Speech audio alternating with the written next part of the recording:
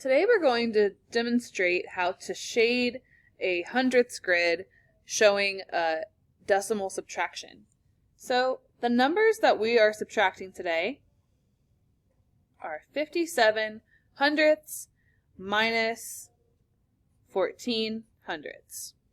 Okay, my first step is to shade the first number.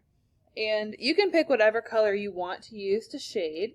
I'm going to use red to shade my first number. And to make sure I understand what number I'm shading where, I'm going to box that number in red.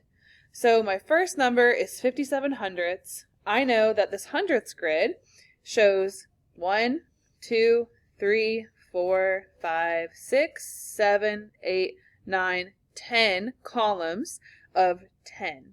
So I know that I can easily count 1, 2, 3, 4, 5 columns and then add 7 to get 57 hundredths, or 57 out of 100.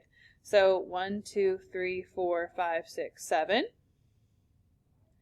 And if you watched my last video, the shading might be a little bit easier this time.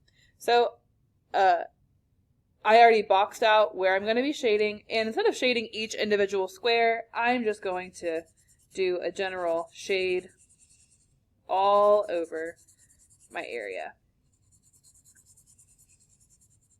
Whenever we're shading for math, good enough is good enough. We are not trying to get into art school, so make sure it's neat enough, but it doesn't have to be perfect, okay? So that's me shading 57 hundredths. My second step is to cross out the second number. So I'm going to cross out my second number in blue. Okay, so my second number is 14 hundredths. So essentially, I'm going to cross out 14 of these red squares. Whenever we do the subtraction model for decimal subtraction, we're just ignoring the parts that we haven't shaded yet because that's not what we need to look at. So I'm going to cross out 14 hundredths.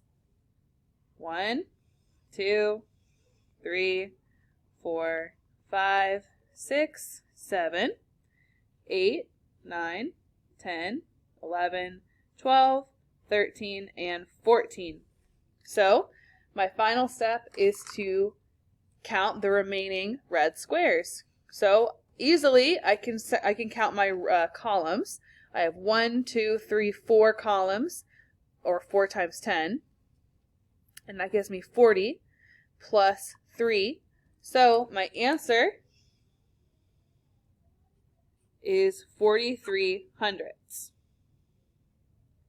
And if you want to make sure that your answer really stands out, you are welcome to box the new answer, but that's totally optional. This is definitely good enough just to have what we did first, but boxing it out might help you see it more visually. And as always, don't forget to circle your answer. That'll keep you and your teacher more organized whenever you're looking over your work. And if there's a mistake, it's easier to fix it if we can see your way of thinking.